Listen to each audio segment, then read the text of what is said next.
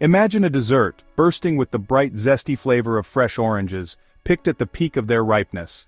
Picture a smooth, velvety texture that melts in your mouth, leaving a refreshing citrus aftertaste. That's the magic of homemade orange pudding, a dessert that combines simplicity with elegance. This simple recipe takes you on a culinary adventure, transforming humble ingredients like milk, sugar, and fresh oranges into a delightful treat.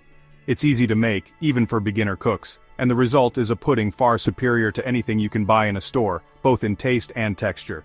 This isn't just any dessert, it's a culinary masterpiece that will elevate any meal. It's a celebration of sunshine and flavor, capturing the essence of summer in every bite.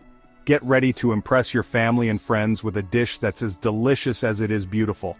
Let's get cooking and create some unforgettable memories. Before we start, let's gather our ingredients. You'll need fresh oranges for their zest and juice, sugar for sweetness, cornstarch for that perfect pudding thickness, a pinch of salt to balance the flavors, a knob of butter for richness, and, if you fancy an even creamier texture, some fresh eggs and milk. Now, for our instruments, we'll need a trusty saucepan, a whisk for smooth mixing, measuring cups and spoons for precision, a couple of mixing bowls, and of course your favorite serving dishes to show off your creation. Step 1. In your saucepan, whisk together the sugar, cornstarch, salt, and orange zest. These ingredients will form the base of our delicious pudding, so it's important to mix them thoroughly. Make sure there are no lumps and everything is nicely combined. A smooth mixture here will ensure a silky texture in the final product. This dry mix will be the foundation of our pudding. It's crucial to get this step right for the best results. Step 2. Now, gradually whisk in the orange juice and, if using, the milk. The liquid will help dissolve the dry ingredients and start to form the pudding base. Go slowly, ensuring the liquid is fully incorporated before adding more.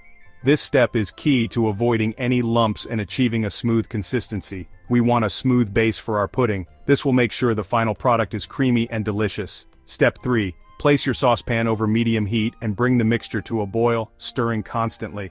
This helps to activate the cornstarch, which will thicken the pudding. This prevents sticking and ensures even cooking. Constant stirring is essential to avoid burning and to keep the mixture smooth. As it heats, the cornstarch will work its magic, thickening the mixture into a luscious pudding. You'll notice it becoming more viscous and glossy. Step 4. Optional for extra creaminess. Lightly whisk your eggs in a separate bowl. This step adds a rich, velvety texture to the pudding. Then temper them by slowly adding a small amount of the hot pudding mixture to the eggs, whisking constantly. This process prevents the eggs from cooking too quickly. This gently heats the eggs, preventing them from scrambling when added to the hot pudding. It's a crucial step for a smooth, creamy texture. Pour the tempered egg mixture back into the saucepan. This will fully incorporate the eggs into the pudding. Step 5. Continue cooking for another minute or two, stirring constantly until the pudding is beautifully smooth and thick enough to coat the back of a spoon. This final cooking step ensures the pudding is fully set. Step 6. Remove the pan from the heat and stir in the butter until it's completely melted and incorporated, adding a lovely richness to our pudding. The butter gives it a silky finish. Step 7. Pour your sunshine pudding into your chosen serving dishes. This is where you can get creative with presentation. Cover each dish with plastic wrap, pressing it directly onto the surface to prevent a skin from forming. This keeps the top layer smooth and creamy. Now the hardest part, waiting. Patience is key here to let the pudding set properly. Pop the puddings in the fridge to chill for at least 2 hours. This chilling time allows the flavors to meld together beautifully. This allows the flavors to meld and the pudding to set to that perfect scoopable consistency. Enjoy your homemade sunshine pudding. Section 4. Plating, the performance, serving, and variations. This is where your creativity truly shines. Now for the grand finale, presenting your masterpiece. The way you serve your dessert can elevate the entire experience. Spoon your chilled orange pudding into dessert bowls or glasses. Choose elegant glassware or rustic bowls to match the occasion.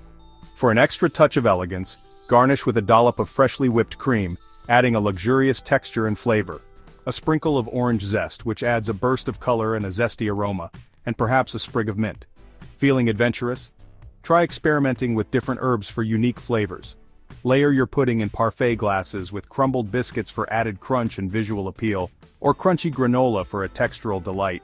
The contrast between creamy pudding and crunchy toppings is delightful. Orange pudding also makes a fantastic filling for homemade tarts or pies. Get creative with your crusts and shapes. Want to play with flavors? Add a pinch of cinnamon or nutmeg to the pudding while cooking for a warm spice twist. Feeling extra citrusy? Swap out the orange with lemon or lime for a tangy variation. The possibilities are endless. Let your imagination run wild. Section 5. Encore. Conclusion and invitation. There you have it. A simple yet stunning dessert that's bursting with fresh, zesty flavor. Making orange pudding at home is easier than you think, and the result is 1,000 times more delicious than any store-bought version. So, what are you waiting for? Grab your ingredients and get cooking. And don't forget to share your creations with me on social media. I can't wait to see your sunshine puddings.